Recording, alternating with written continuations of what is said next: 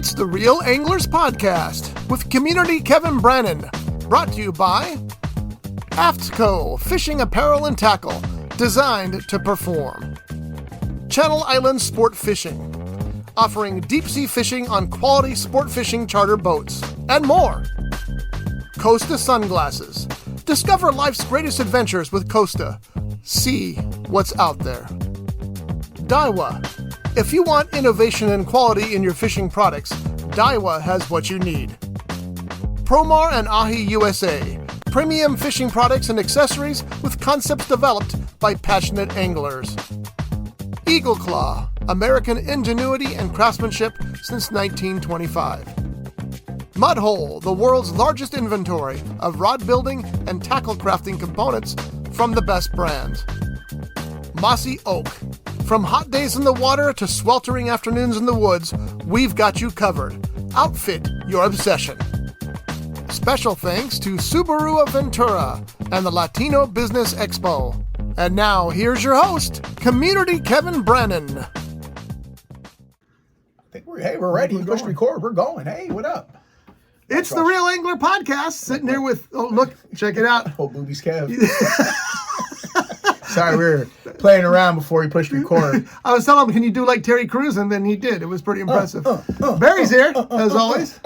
And we got the community hero Kevin sitting here. We got festive Kev today. I got the Christmas beanie on today. It is time. You need to wear that every week until Christmas Day. Okay. I even got the bling. I got a little with the lights on it and stuff. Yeah. And I got the Bob Ross Christmas shirt. So and I got the Santa beard. That's so, right. We got it covered. And I'm not going to call nobody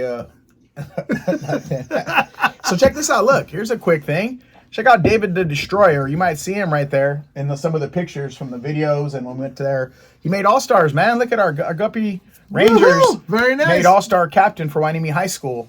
And so we're going to share that in our story, man. I'd like to see where they come. He's a killer, man.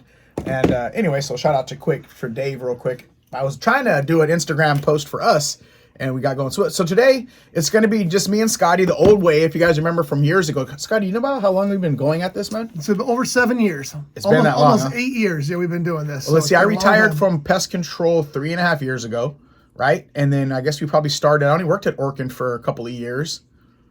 And we started immediately once I found out that you did a podcast, right? Yeah. I talked to you at the desk, and we started getting together. Oh, and a happy birthday to James.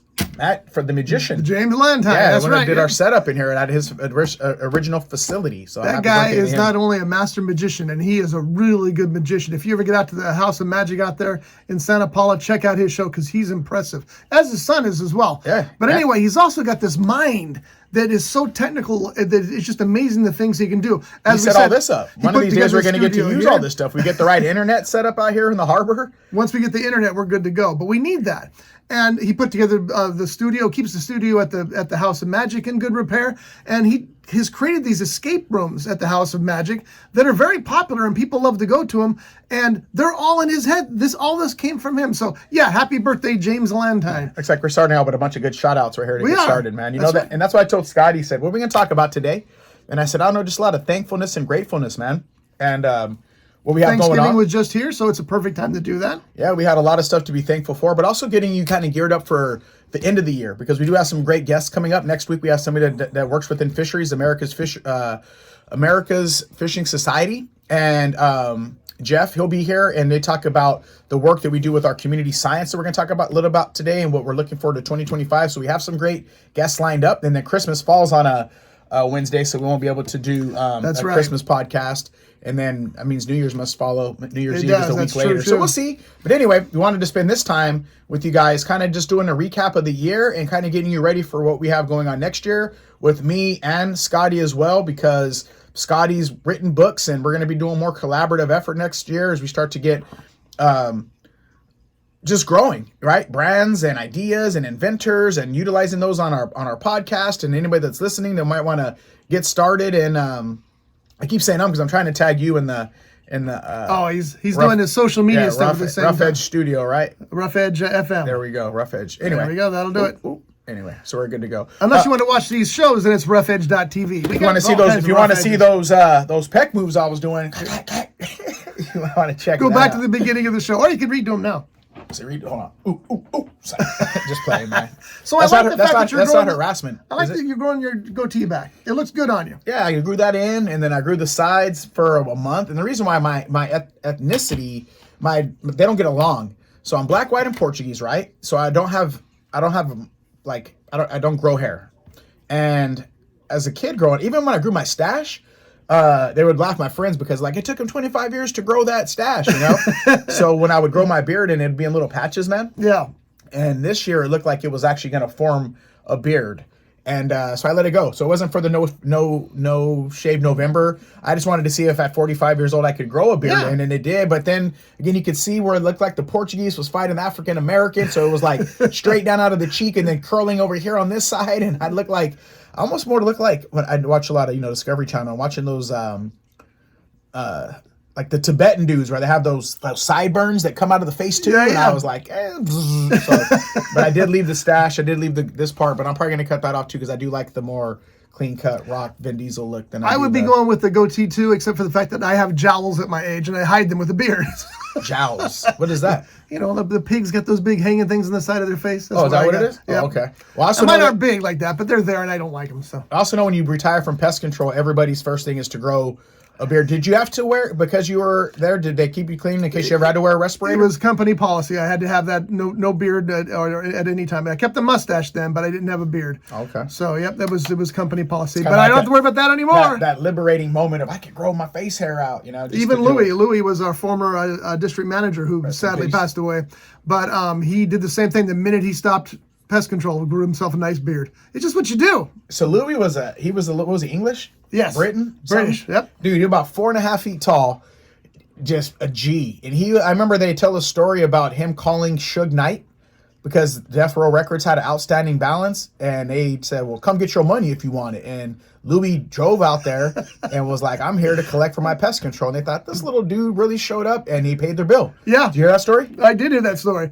Yep. Louis had no fear. He knew what he was doing. He knew what he needed to do, and he got it done. And I missed Louis. He was a good guy. He was a good leader. I remember I came in one day, because this is how I treat when I look at leadership and management, right? You should know your kids' names. You should know their families' names. Things like that, right? Your spouse's name. There's things that you should know about your employees. And I remember walking in and Louis saying, is that the mayor of Port Hueneme? And he was yelling from Eddie's office. And I thought, man, he remembered our conversation about me wanting to be mayor of Port Hueneme one day, which I'm going to ditch and go ahead and just go straight into harbor commissioner in about 4 years. But I thought that was cool of him to... Yeah, he did remember that, and then he made a point of that. Yeah, and then he was in charge of the leadership training for the leads that were there. And here's a business thing. Again, today we're going to go off a little bit of everything.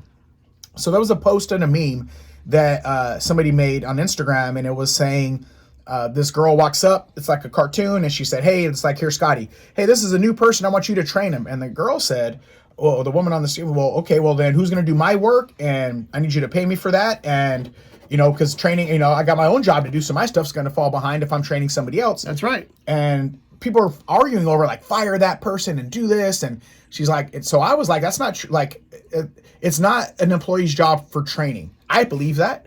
So at Orkin, you had your TLs. There were people that were trained to train people. You didn't just send an exterminator out with any other exterminator to get training. You had your TLs. They were certified trainers. That's right. So that's where I believe it. And that was what Louis would do, is teach us the TLs, because I wasn't part of the TL stuff for a minute. But to be honest, so I talked to somebody.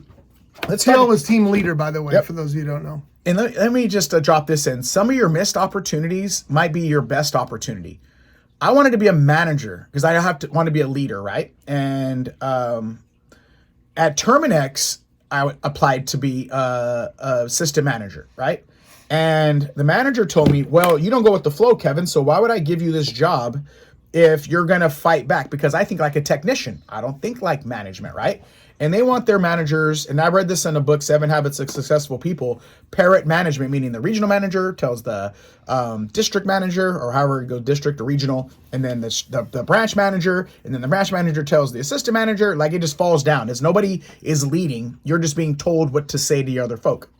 Interesting. So that's the way Terminex ran. right? Which is why a lot of those guys got laid off when they did a training, because they had their minions that were hard on us as technicians, Right. not being the knowledgeable worker that we are. So since I think like the knowledgeable worker and we're the ones on the front line, and I'm the one at a meeting saying, hey, this isn't fair, this is what we need to be doing, right? Well, Kevin's just, now you got a target on your back because you got everybody thinking and they want workers, right? So I didn't get the nod for the assistant manager job. One of the reasons, so this other company wanted to hire me as a manager. They put manager on my business card, but when I got there, they were sending me all over the place. And the guy told me, it doesn't matter, as long as I'm paying you, you should be jumping on 1 foot. Again, another terrible. So I don't like that at all. So when I get my business cards back to him, I realized that there was another 10 stack at sea. So we get our business cards and we get them from my buddy Paul. We have these white boxes. There was like 10 boxes of cards that people had been hired and still had full boxes of business cards that he would just get rid of, right? So that was an indicator there that it wasn't me and my style. No, that was their just style. His knucklehead style management. So when I got to Terminex, or to Orkin, I did check out the TL thing. And Louis said, well, if you have this leadership, why didn't they follow through with you? So I explained to him, but then I said, you know what, Louis? And this goes back to Terminex. If I would have took that job and that responsibility, I would have been working later days and longer nights. Instead, I learned when I got to Orkin to work and control what I could, leave my phone in the car, be a great technician, but how to unplug. Right. Or Terminex, I was answering my phone at certain hours. I was a super tech and I wanted this, and I was passionate about being a good worker and being a good servant. But the management style there didn't appreciate that, right? So my friend that stayed working at Terminex and got the manager job, the dude was working weekends on the phone till 10 o'clock at night, talking to technicians, and that would have cut into me being an entrepreneur. That's right. So I didn't get that position, which I thought was, good, because you get, okay, there's your set salary, right? It's going to be the easy way versus, as a production guy, you get paid part of your percentage of your production. That's right. So 1 month could be good, 1 month could be low. You don't have that many orders this month, cancellations, like all that stuff feeds into how you make an income. So a set income of here's my salary per year as a manager would have been easier for me I would have thought financially would have been easier to take care of my needs and wants, but I would have been drained even more and would have took away time for me to be where I'm at now. Right, and if you compare, they say a lot of times that the service managers at those jobs make less than some of the technicians do. So why would you want that job and work more hours? And if you take the number of hours that they actually work and divide it by what their base salary is, they're making a lot less because they're working 12-hour days. Because I was asked 3 times to be a manager at Orkin, and I said no, thank you each time because I didn't want to lose that time with my craft and with my family. Yeah. It's just not worth it. So and it seemed like they sacrificed a lot of their family time. I remember one of my managers, if he's watching this, and this is I'm gonna say it to the Red Diamond, is that Louis, as guy as we said he was, when he became a manager, Brandon had his first. It's like a bunch of men up here gossiping. I know that his son's first birthday, he had to work, and I was like, again, so like Marshall that's here. When it's his kid's birthday or something's going on, we give him that time off. Like, don't come to the office. We'll pay you to stay home and spend the time with your family. How are you going to miss your kid's first birthday to prove that it's like an initiation for a gang? Like, if you're down, if you're really committed to this racket, you're going to sacrifice your kid's first birthday, or you're going to go out and pull a crime or a heist that shows that you got, that you're really in it for this business, right? And I thought that was, and I would never would have that as a managing style for my people, especially because when that's time you never get back. They always were family first, and it was very seldom family first. And I don't want to sit here and badmouth Orkin because they were good to me. I had a good number of years there. I love the people there and everything else. Got us where we're at. Yeah. And but there was, and it's not just an Orkin issue; it's a company's issue, a corporational issue that goes throughout all those different companies. That's part of again, not, what we're saying is not because you want to talk about branding for that company itself. 100 years, I put on that white hat and those khakis and that tie, and people were like, "It's the Guppy guy." I mean, Guppy, that's me now, but that's branding, right? It's the Orkin man. That's right. So they did it. My point to that, going back, is that some of the opportunities that you miss could be a blessing, because if I would have just settled for that, I would have sacrificed my family time, and again, for the funding to be secure. Sure. But it would have put me in a position where I couldn't have been working on my craft as much as I wanted to at the same time. So as much as, because again, as a management and as a leader, but Terminex was even worse. And I don't mind bad mouthing them because they okayed it. Like, management was like on them. We should call it the camp counselor. Camp counselor, once you get promoted, or when you're in that section, like the camp counselors always mean to the little kids. Yeah. So you have these managers that got kicks out of kind of sticking it to the techs, and then they got their little gifts and their little P card because they were willing to put 20 orders on a technician and have them working all day until 8 o'clock while he's at home. Like they got some, you know what I mean? Like you're willing to be cutthroat for these guys, and seemed like they were applauded for that, and that's why they had to do a whole clean slate and start over. Not a way to build loyalty. Right. So, but getting back to it, but I did want that, and me leaving that company and saying, oh, this isn't working, and you guys don't like me, and you don't want me to be a manager, I'm out of here, I'm going to find somewhere else to go, versus I would have got it. So sometimes those things that we don't want, you might find out years later, right? Because look where we're at now, Scotty. I got to meet you. That's right. We're starting this podcast. We get to share it with millions of people. Great guest. And that might not have been the case if I would have just settled for whatever they would have paid my yearly salary. Yeah. You know? So like you said, some missed opportunities are not bad opportunities to miss. Yep. Yeah, that's true. You're like, wow, that's cool. So just be careful what you wish for too. It's Christmas. Careful what you wish for or pray for, because and the other side of the prayer thing. Now that I get to work on the boats, man, it's whale watching season, and I'll be working probably on the Ranger 85, a trip or two, and they pay me to look for whales with these great crazy binoculars. Literally, I could be on the ocean, Scotty, and see the big towers in Oxnard. So I could see. But only thing about that, I swear that whale is right in front of us. So I tell the captain, I got a blow spout. I see it. And he's like, well, how far is it? I'm like, well, yeah, it's like 7 miles away. And he's like, well, you got anything closer? Because it's going to take us how long to get there? We're doing 9 knots or 10 knots, right? Right. So that's kind of cool. Race there, yeah. But I was there last year setting up the seats for people to sit down on and all excited and cheerful. And one lady was like, how you doing? I'm like, living the dream, and this is what I'm doing. She's like, you are living the dream. Look at what you're at. You're working on whale watching. I said, you know what, ma'am? This is answered prayer.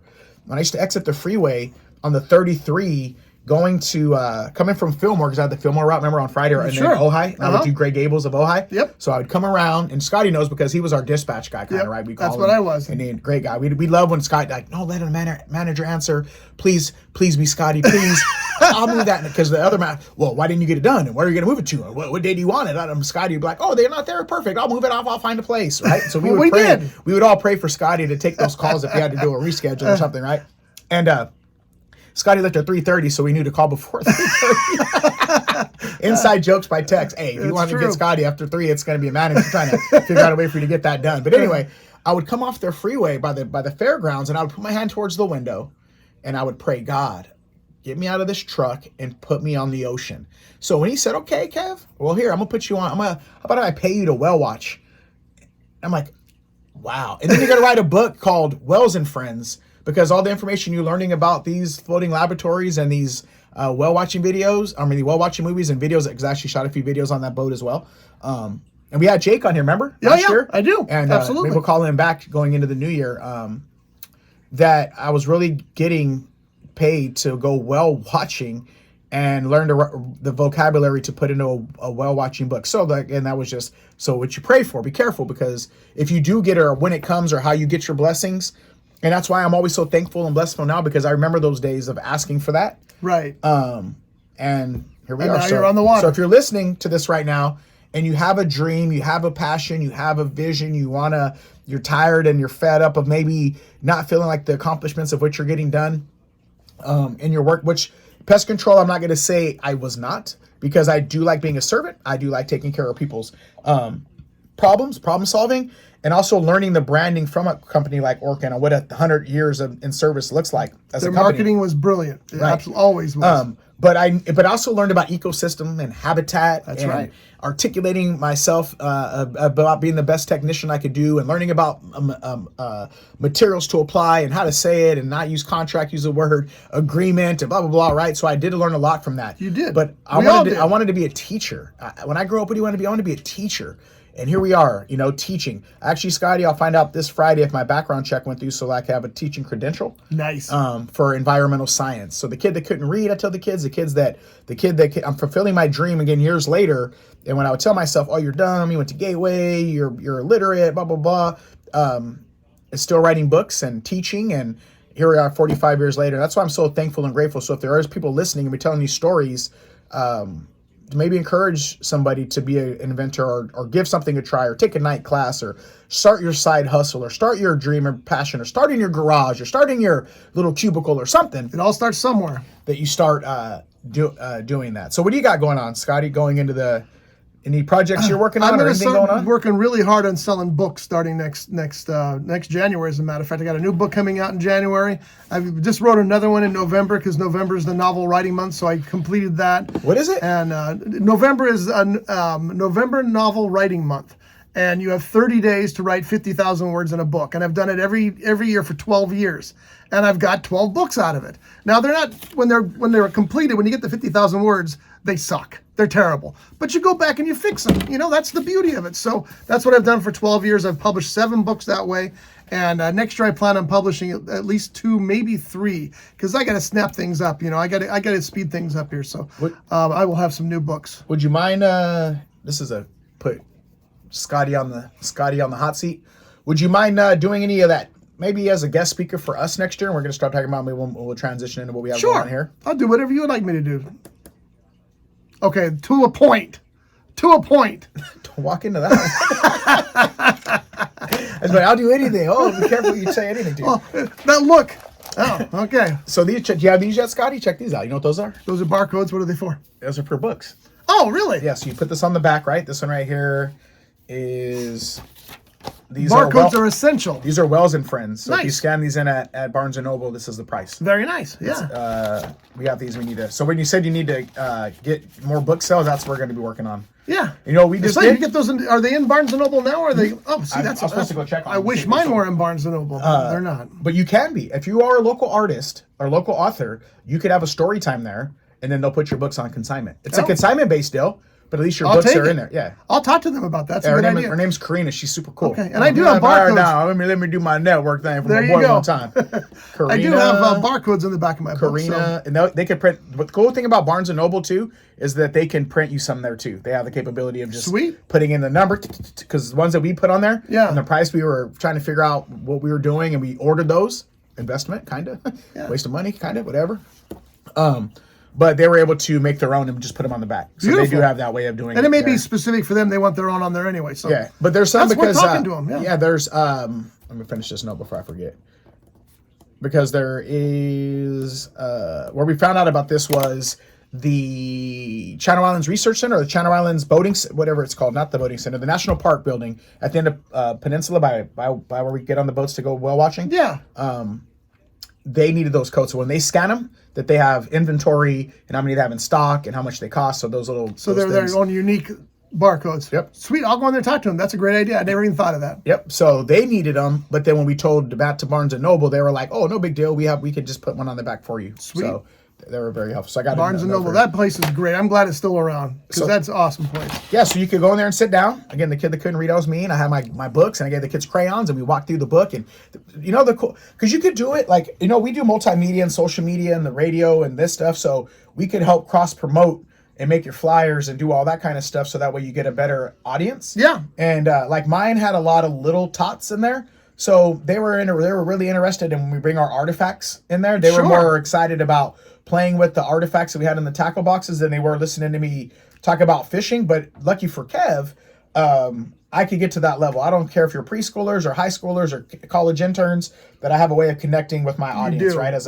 a host. So we ditched the fishing pole and we talked about seashells and wash them color. But then also I'm learning a little R&D, right? I get to see what are these kids grabbing first? What do they like? What made you pick that color? What made you gravitate towards that particular seashell? And then when I put my box together, you know, how I put them in there. So you got that all in mind, yeah, to modify our presentation to that. So if you're doing something on your crimes and mystery, we can put together flyers and advertisement for you to say, so anybody that's interested in those thrillers, and you go on the radio so that hopefully you'll have 10 or 12 people, and then you get to set up a book into a book signing. You get to sit where the escalator goes up. Yeah. They sit you there so you could talk to people, and then you could leave a handful of 10 books behind to see if people buy them. Sweet. That's a great idea. I'm going to do that. I've done book signings before at the local bookstores. Yeah. But I'd like to get into Barnes & Noble. So, yeah, we'll talk about that. Yeah, we should. Sounds good. Yeah. And that's what we're going to talk about for, like, next year. So we have this thing called Lights, Camera, Education. And this is where a lot of things start, man. If you're listening and we talked about it, if you're not writing your ideas down and doodling them and getting them off of your brain, think about even as a host or TV, like they have this teleprompter, right? So maybe me being visual and a guy is like, this is my teleprompter. Even though it's just doodles and scribbles, at least it's my notes to be like, okay, project-based learning. This is kind of a written summary with my broken English and misspelled words, but at least I could read like a doctor. Right. I could read it.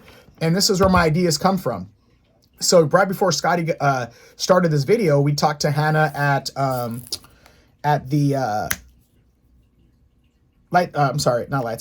Upward Bound at Channel Islands High School, because the port might be coming in to do we meet on Thursday for paid internships for high school students. And it started with this Lights Camera Education, and they seen it. They said, hey, Kev, we got some funding for this thing called the SPEED acronym about economic development and stuff. So we got to put it together. So I called her to say, hey, can you give me a letter of recommendation so I could put it in here?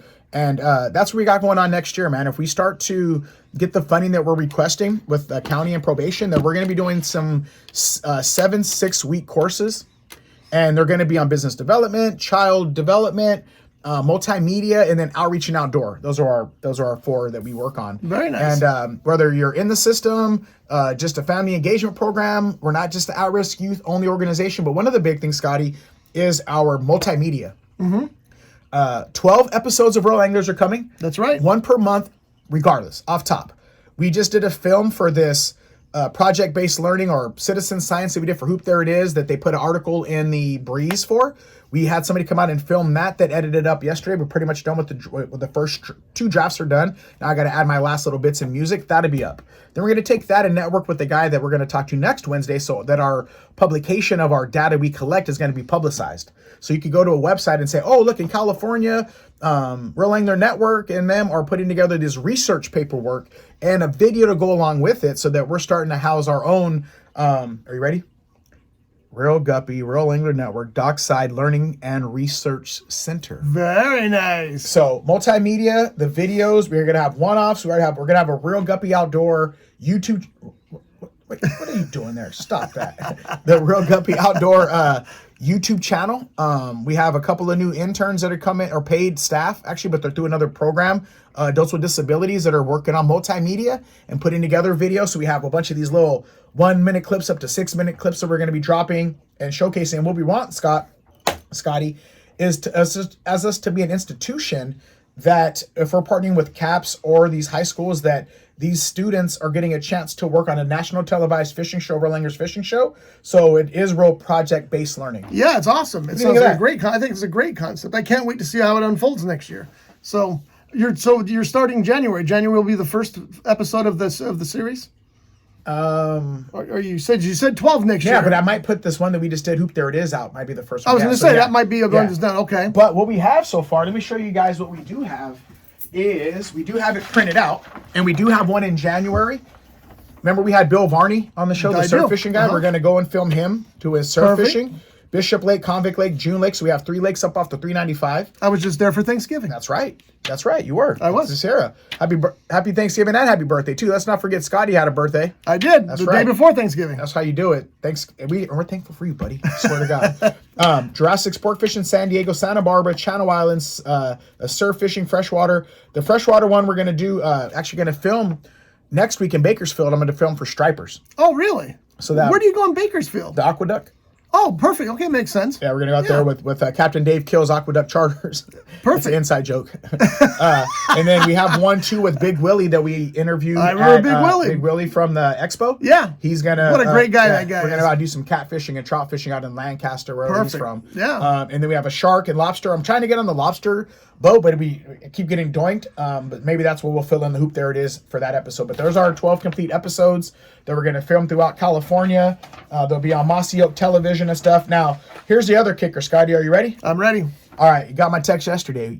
You see this fine podcast gear? Yes. We're looking for somebody to come in that's a high school student or college student to be a host for athletics. Jim Rome is one of my favorite guys, and who's the other one I love? Incredible journalist. Yeah, and Dan Patrick in the morning. Yeah, these great hosts about sports.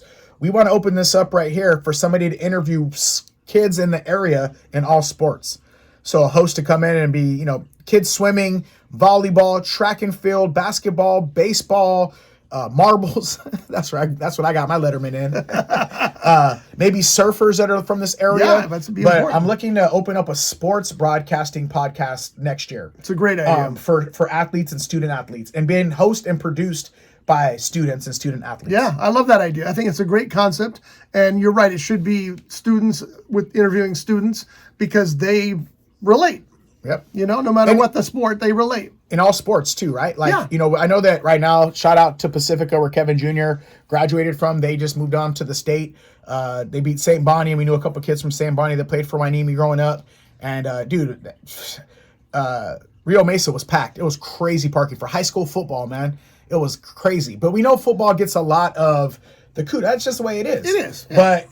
But that's going to be a recommendation for or a standard for the students here is to try to find those cool stories that are in all sports. So if it's girls volleyball or golf, something that might not get as much exposure as Friday Night Lights, that the student's job has to go out and find these stories and get a journalism student, right? So it's all that way. Maybe we put there's some of that story into our newsletters that go out too. So, whether we film it together, them doing it, but that's something that I also want to look at into 2025. What do you think of that? I think it's a great idea, especially with the Olympics coming up, going to be in LA. So you're going to hit all those sports. I mean, they're not all sports, but you know that if, again, when we used to be as a filmmaker in the student section, let's say when they get here, somebody calls and says, hey, I'm with Reel Angler Network. I want to come down there and film. And then you get media credentials and you're running around behind the scene at the Olympics in LA wearing our badge and filming and doing and interviewing people from a student, but utilizing our platform and our network to get you the credentials necessary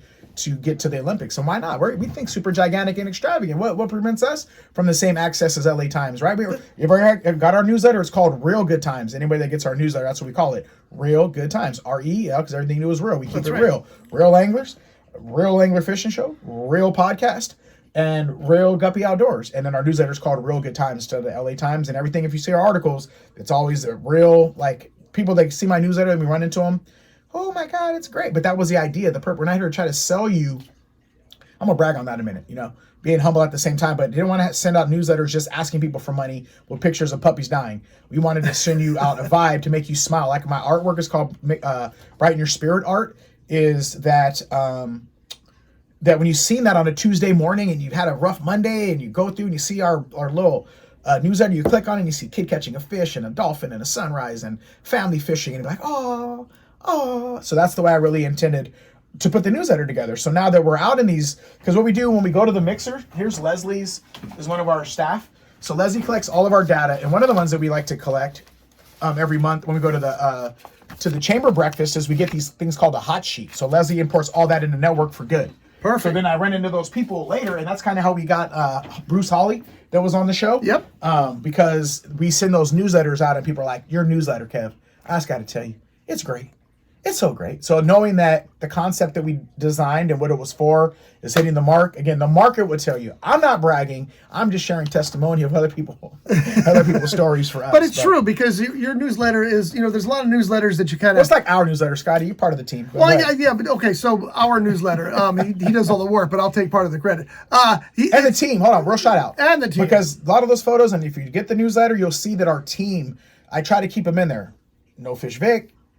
Sister Becky, our interns, Uncle Dave, Marshall, you'll see them so that our people get a chance to know our staff and our people. That's part of the production side, is that the team gets a lot of, even though I'm the face, I really try to showcase the team. You do. And their hard work. And I've always said your team is amazing. They're just amazing people all the way around. But the thing about the newsletter is you get newsletters from some other company that maybe you do business with, and they're dull and they're boring, and you drag through them because maybe there's something in there you want to learn, maybe there's not.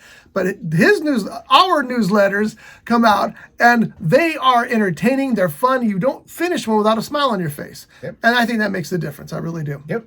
So that's good. I'm glad you got that it's working. See, it ain't just me that's saying that. That's true. He's not bragging, it's just truth.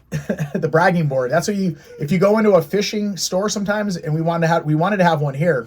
It's called a bragging board, and all the fish that you catch, right? You got a picture up there, so you got an 8-pound lunker, you got a sea bass. It's called the bragging board, and that's where people post their pictures. I think of their you fish. need one here. Yeah, a little bragging board. Yeah.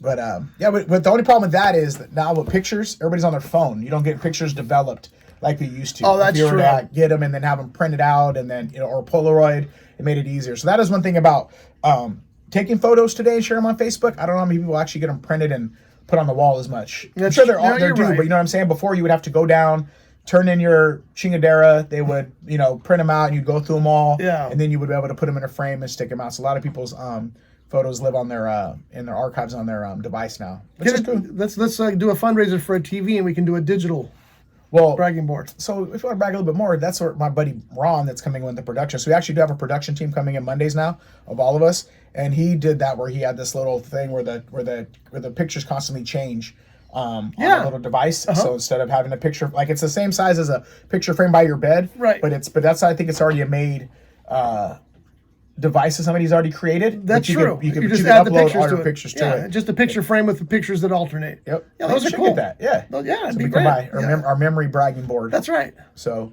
let me put that down. Hold on. Write that down. Memory Put your board. notes. Yeah, got my notes. Actually, it goes on this side. Memory board. With Karina to reach out for her for you. Yeah, that'd be fun. And anyway, it's just us today, me and Scotty. There's really not much going on. We have a trip. We do have a trip next Saturday for the Wellstail grant that we have to utilize, and we got about 30 guppy rangers and their families coming out on Saturday. This Saturday, next Saturday, we'll still have the door open for Rod Building. Uncle Dave and Marshall will be here from 12 to 2. I'm sorry, 10 to 12. And then this Saturday, I'm going to be at a career day for Oxnard School District. I'll be at Oxnard High School, and I have a classroom. I have 3 workshops I get to teach. Nice. For 45 minutes about art. So I got my film that would come with me, and some stuff about filmmaking is art, and then I'll bring my scientific stuff out there, my workbooks to talk about marine science and all that kind of neat stuff. So that's Saturday, and then we're having a food drive and a toy drive with HBCA. We love HBCA, Harbor Beach Community Alliance. How does that work? Our fundraiser. How does people want to participate? And Mrs. Olson's right on the other side of the big bridge. You go over the Channel Islands Bridge, make a left on Harbor, and there's Mrs. Olson's there in that deli right in the front, Channel Islands Deli, and that food court, and they'll be set up right there. Okay. And you can drop off food, canned food goods, and unwrapped gifts. So we'll have Marshall and Leslie who work the first shift in the morning, helping them out, and they really help us with our fundraising. So we really want to make sure we're a part of their organization and what they're doing. We have some gifts that we're going to give away, these bullseye playground stuff. Very nice. I'm just sitting that over there with them. And then the interns will be there from 12 to 4, and then I'll be there right after I'm done at Oxnard High School to be there to help the ladies shut it down. So that's going on. And then also I am the booze cruise bartender on the Gentleman's Sport Fishing on Saturday the 14th for the Channel Islands Harbor Lights. I will be bartending. It's like $50 to get your ticket to cruise around the Channel Islands Harbor for about 2 hours, enjoying all the boats and the lights from a platform.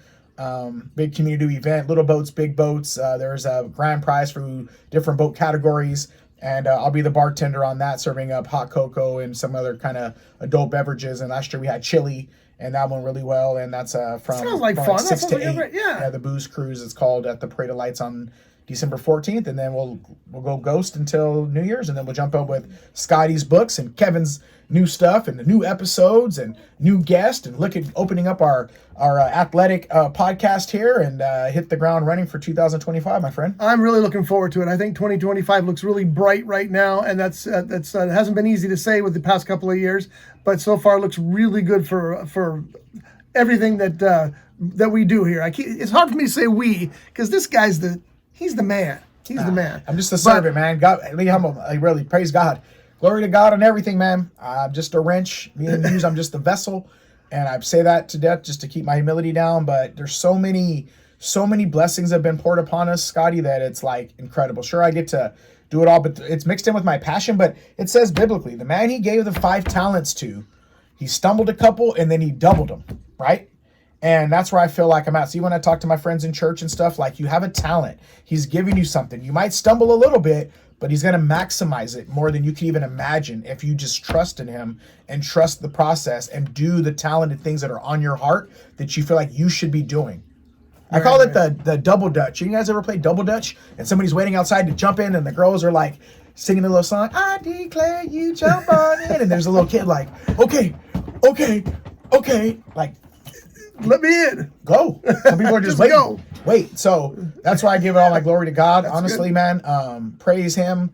whether, you know, I'm not here to preach Christianity on anybody. All I'm saying is whatever faithfulness that you have in something and hope that you have in something, man, go after it. Don't be fearful. Be faithful in what you believe in and believe in yourself. And you won't be surprised, because the miracle worker that's working miracles, it's not a miracle. It's just how it happens, man. No, that's all good. And next week we'll be back with a special guest. Yep. And then we'll talk to them, and then the following week we'll figure something out. Yep. And we'll take it from there. But anyway, thanks for watching the podcast, folks. We love spending this time with you. It's the only time Kevin and I get to hang out. It's been 2 weeks since we've done one of these things. Yep. And I forgot to send you the have a great Thanksgiving. I got to the bank and I forgot to let. That's all right. I was on my way and I thought, well, he got too busy. We all got too busy. It was the holidays. Speaking of which, want to get busy? Check this out, Scotty. Before we go, let's show what we got in the refrigerator. We went fishing last week and we got fresh ceviche. We're about to eat right now when we go on break. You ready, Scott? Well, we do it now. Let's do it on there. Want to do it? Well, I don't know. Don't get no cilantro on the gear. You're going to make me puke? No. Hold on. Stay right there, folks. It's funny because my wife is very particular about foods. She has very few things that she likes. She loves ceviche, which is weird. You think it's the last thing she would like, but she does. She loves that. So here, you dive in. Going in here. Real tortilla chips. Go ahead. Get you a scoop. I don't know where to even start. I'll start right over here. Looking good. I mean, it's better than the filet of fish Friday you like. It is good. It's better than filet of fish. All right. That's delicious. That's going to do it, Barry. Nice and tangy. Barry! Check us out. Hold on. Barry got some too. All right. See you next week, folks. Thanks again for watching. Let's go. Brought to you by AftCo Fishing Apparel and Tackle, designed to perform. Channel Islands Sport Fishing, offering deep-sea fishing on quality sport fishing charter boats, and more. Costa Sunglasses. Discover life's greatest adventures with Costa. See what's out there. Daiwa. If you want innovation and quality in your fishing products, Daiwa has what you need. Promar and Ahi USA. Premium fishing products and accessories with concepts developed by passionate anglers. Eagle Claw, American ingenuity and craftsmanship since 1925. Mudhole, the world's largest inventory of rod building and tackle crafting components from the best brands. Mossy Oak, from hot days in the water to sweltering afternoons in the woods, we've got you covered. Outfit your obsession. Special thanks to Subaru of Ventura and the Latino Business Expo. This has been a Rough Edge Studios production.